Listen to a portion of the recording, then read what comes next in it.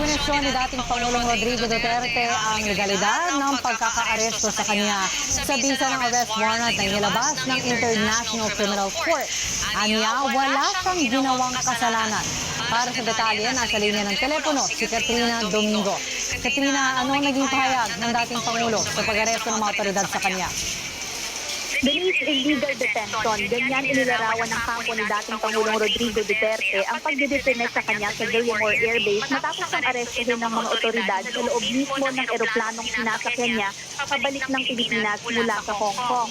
Ayon sa dating Pangulo, walang arrest warrant na inihain sa kanya at hindi man lang umano ipinaliwanag ng mabuti kung bakit siya hinuhuli ng mga pulis.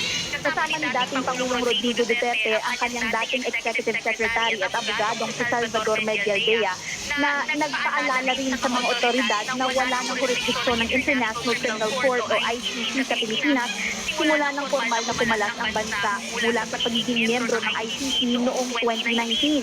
Samantala, sa isang hiwalay na video, nakita naman ang common law partner ni Duterte na si Hanilet Avancenia na sinusubukang kumbinsihin ang dating Pangulo na huwag sumama sa mga otoridad kung wala namang waran.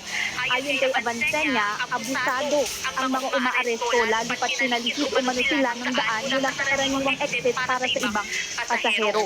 Ang mga taga-suporta naman ng Pangulong Duterte nag-iyakan sa airport nang malamang tuloy na ang pag-aresto sa dating Pangulo.